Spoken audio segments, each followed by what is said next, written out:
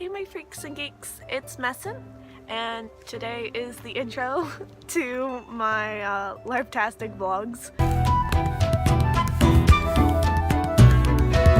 So, stop, Lauren's here with me. Say hi.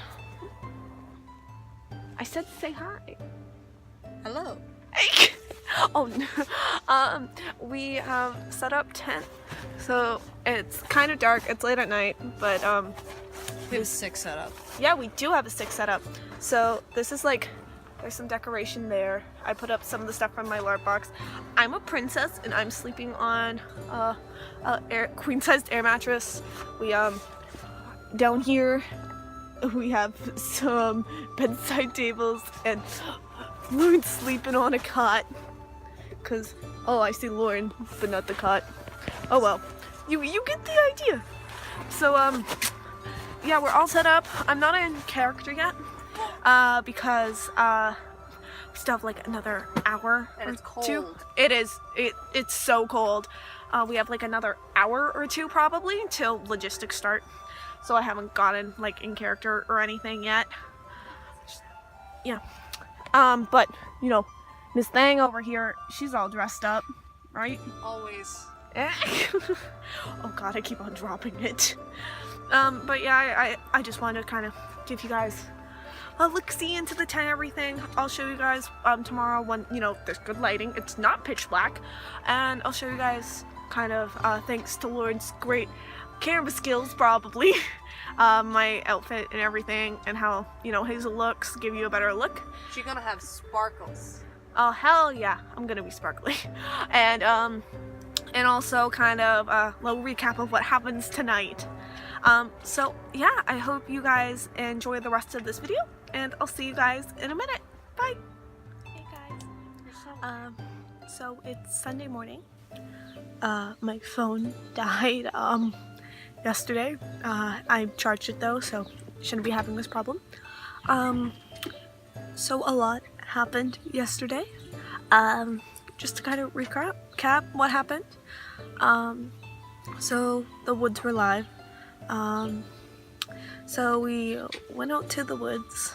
In the woods, there were racial enemies everywhere. We found a bunch of puzzle pieces. There's the Star and the Scavenger's racial enemies. A lot of racial enemies are showing up. Friday, also there was a racial enemy. It's been really chaotic. I talked to Hugh, who is blind but can see, which is a servant of Whisper, who is, he is Whisper is a fae, and he's like the fae of secrets, so I traded a secret for a secret.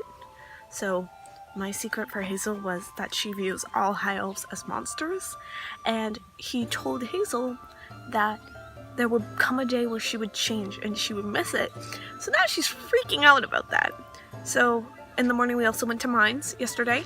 But after that, we went to, after the woods were live, we had dinner. Well, before dinner actually, we helped a mystic wood elf who had been trapped there for years and years and years. We do not know how long they were trapped, but it was a long, long time. After that, we helped the Celestial Towers escort a dangerous prisoner and his cargo, and Mal, like a close friend of Hazel's, she got dapped, but we put up a wall of power, so her body just bounced off the wall, and they dragged her back, and apparently they were yo-yoing her, which means they were lifing her and deathing her and lifing her and deathing her, so she was just going up and down like a yo-yo. Then after that, we helped some snowy barbarians get people across, and that's all that really happened tonight. Nothing has happened yet since it's the morning. There is a rabbit in town though, and I believe it has something to do with the next mod we're doing, which was one of the puzzle pieces things we found, which was, there was a camp of people that just got spooked by a rabbit, so I think it's part of that. So I'm dressed up as Hazel today. Sorry, I have a lollipop. So this is our tent. So this is my decorations from the LARP box that I put up. That's my little table. My friend's cot's over there, like I showed you. My bed's here. We moved our tent because we were That's why you can probably hear children in the background. I'm right beside like the children playpen. We moved our tent because we were with the barbarians, but some of them weren't super friendly towards us.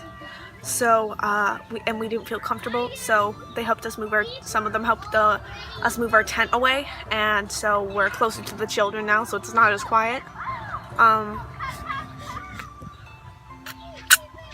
So I'm dressed in my dress today, if you can't tell. My messy bed in the background. I'm about to go back in game. I just kind of wanted to give you guys like a little check-in. And hopefully I'll check back in maybe later this afternoon, later tonight, because I am having tea, hopefully today. So I'll tell you guys about that later, and I'll see you guys in a minute.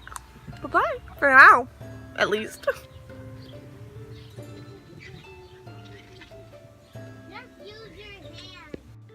Hey my freaks and geeks, so I'm back. I hope you guys enjoyed the footage I was able to get. So to kind of elaborate on what I was talking about with like kind of drama with moving our tent. So last game I was invited by some of the barbarians to come tent with them. I became like decent friends with them over the course of the weekend, so I thought like sure, why not? And when I got there, there were other barbarians camping with them that I didn't know, and we felt like tension. We didn't really feel welcomed. We heard some spooky stories too. Apparently some other people from the barbarian group split off and created their own LARP. Like, so that left some out-of-game tension, and in-game they're also like very cliquey, keep to themselves. So it was kind of weird for us two high elves to be hanging around with them. But what really ultimately made us move was because of the fact that we were in our tent, I was getting some stuff, and then I heard them starting to talk. They were talking about the group we were a part of and how, because those puzzle pieces I mentioned earlier are like the foam puzzle mats, and usually they have like different mods on them, so like different clues. Like one we got was, which was the rabbit one I was talking about, there was a group of people by a campfire and they got spooked by a rabbit. So you bring that to Plot and be like, hey, I want to go on this, and Plot would be like, okay, cool, and they would set that up. And those were like scattered around the woods when the woods were live. And so they had found a piece and they didn't really want to share it with anyone, but it was like when they did share it, it was totally 1000% like fae related, and that's what really our whole group is about, is dark fae related. So they first started complaining about how oh, like of course it turned into like a mystic wood elf thing, like one of the girls was like, oh, like of course it turned into that, like I knew as soon as we invited them it turned into a mystic wood elf thing, because that was the mob where we found like a mystic wood elf trapped, and they had been there for years and years and years, and we got them out and we brought them back. And so then they started talking about us. So like my friend left before that, but I was like, once they started talking shit, I was like, can I come out of this tent? Am I trapped here? And so they started talking about how like the guy who invited us out of game, but Grimvar, that's his in-game name, talking to him saying that he shouldn't have invited us here, they should have talked about it, like that they didn't really want us here, that they could tell that we weren't really vibing with them, which was another girl who said that, because she asked my friend if she wanted a tarot card reading, and she apparently asked very aggressively, like she flipped around the chair and was like, you, the one who's camping with us, want me to read your tarot card? And my friend was just like, no thanks, I'll pass. If it was me I would have been like, hell yeah, but because it's my friend and she's a lot more shy, she was really uncomfortable. If she felt like in-game and out of game, it was really aggressive. So after that, we decided that we were really uncomfortable there. We didn't feel safe in like our safe spot, so we had to pick up our tent and carry it away, and we were really hoping we could do it when they were like out on a mod. That wasn't happening, so we had to do that right in front of them. It felt really mean. I felt really bad about it, but it was for our own mental health, so I was just kind of like, bye, we're moving because this is really far away. That's what we told them. I didn't get to record everything because so on Sunday morning, that rabbit literally had nothing to do about it. That was a test to kind of see, oh, are the players awake? And she hopped into town, but because of that mod, I was the one who started off the paranoia, being like, oh my god, what if the rabbits are like evil or something? And so someone knocked it out and brought it over, and she just expected to get killed, so we made her wait 10 minutes for her to wake up and just tell us she was a rabbit. And that was it. And like, she went back to NPC camp and was like, what did you guys do with the rabbit that made the players so paranoid? But not a lot really happened Saturday except Sunday, excuse me. Sunday except we helped the Minotaurs, and during we go there because apparently the Minotaurs have been having nightmares. They will wake up, feel like they had an urge to go northeast, and they would go on patrol, and they didn't come back. So they sent us, apparently how they said they dealt with it now is when someone has a bad dream, they would just knock them out. The Minotaurs are so cute. But so we're like, okay, we'll go help you guys since, you know, you're part of the kingdom now and everything, which is really good. And so we go there and we find like the ground like is just soaked in blood, apparently. And so so we're like, okay, let's go in. They describe it to us, and then he halts, and he says, as soon as, and I'm one of the first people to step on the grass, as soon as you step on the grass, you do not see anything behind you. All you are focused on is in the battle. You only see the battle. So, and the only way to get out of it is to be awakened. So, I'm just full charge. Don't care, going in and using everything I have, and I really out of game wanted to use my awaken potion I had on me, but I know in game there will be no reason to, so I was really mad because I really wanted to use it. But earlier, cause I believe I mentioned that we went to see the kitsune, which is like a 9-tailed fox. I'm not sure if I mentioned it, but if I didn't, we went to see a kitsune, and she warned us about how the ground remembers every single drop of blood that was shed, and how there is a fate curse on the land, and that's what she said the fate curse was. And so like a dark fate curse. It was also really nice too because me and my friend got to do some roleplay, and everyone was like told us that we did really good with our roleplay for our first time, and I was just like, oh, that's so nice to hear.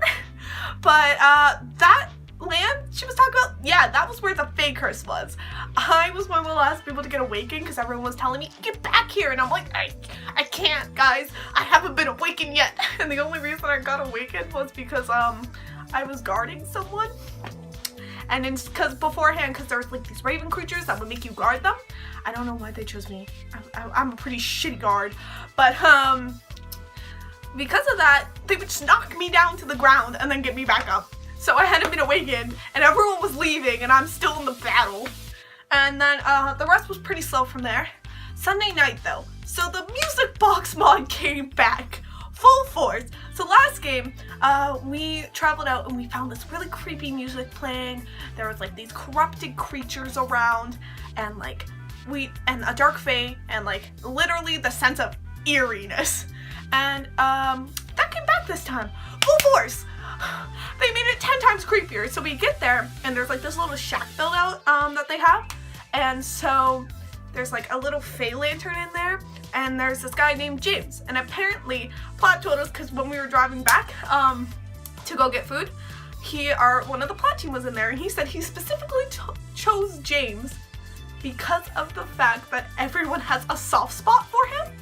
So he's on the ground like screaming, rocking back and forth, just absolute maniac. And they're playing eerie, creepy music box music. It's pitch black, dead at night, there's zombies. I'm genuinely freaked out, and it was so cool to be like so scared. I was like, nope, fuck this, I'm out, goodbye. But it was so cool to be freaked out like that. Just like when Mel mentioned on Saturday she died, I like genuinely cried. I was like, I felt like I lost someone, but I didn't. But like, it was so cool to be creeped out.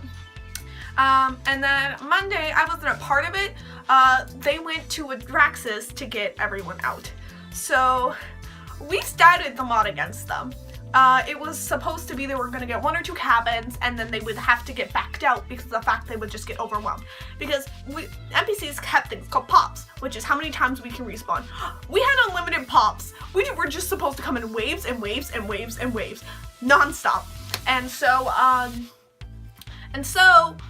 they got everyone out. So the only thing we didn't expect was they worked as a team. So this guy named Sir Saito was commanding everyone super well. Like, he would be like, right flank, come in. Whoop, they would come in. Everyone poured all the resources in it. No one held back. And because of that, and because of all the teamwork the town did, they got everyone out. And it was really cool. Like, I was an NPC. I also captured someone, but I wasn't supposed to do that, but someone else is capturing someone, so I'm like, I want to be on this. So I captured them and brought them under a tree because I'm nice and I'm actually their friend. And they got out because of plot gloves, because I wasn't supposed to do that. Whoops. But that's kind of how it ended, and it was so much fun. But just per usual, I had car troubles. Way worse than last time. So I lost my keys to my car. We spent like an hour searching for my keys for my car at where I was sleeping with the barbarians and where I was now. We checked my tent, we checked all my stuff. Nope, couldn't find them. So that meant I had to get my car towed.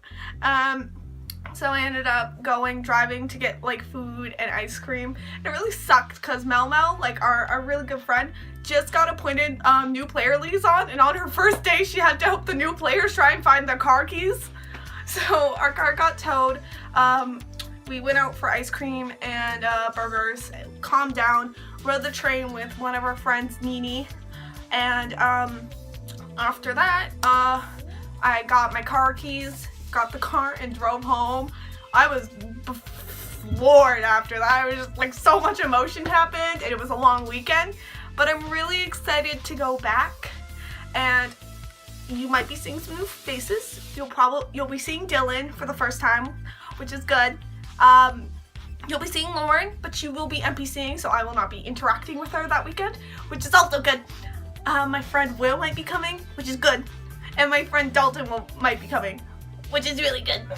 So it's great. And my friend Dylan, apparently for his character Pockets, because he's switching to a Mystic Widow, they're commissioning him a cloak of many pockets, and I'm really excited for him to get that. Like, I'm really ready. But yeah, I also have a huge announcement. I am going to, I think it's called Armanida. It is by Felbiz, I believe. I hope I'm saying that right. Felbiz Production, and it is a steampunk LARP. It's a blockbuster. I'm paying for it all on my own. I'm super excited. I will be playing my character Sweetie. I will also be helping running a clan, which is, my clan is Octus, and it is the gangster gang and everything. And I'm really excited for you guys to meet Sweetie and get to know her. And I will be recording my whole trip because this also will be the first time I will be traveling completely alone to a LARP. Beforehand will be College of Wizardry, but I'm still going partly with the way for my mom, and she's paying for all this because it's a grad trip. Well, this LARP, this steampunk LARP I will be going to, I will be paying all on my own.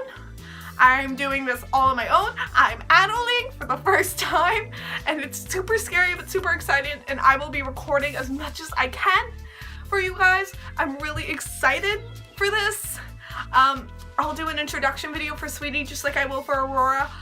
I'm gonna tell you she is an aromantic gangster who knows what the fuck she's doing, and she, even though it makes her uncomfortable, she can use her body to manipulate other people, mainly men, and blackmailing them, and I'm so ready to play her and steampunk, and so I'll keep you guys updated on that. And as always, I'll see you guys later. Bye-bye!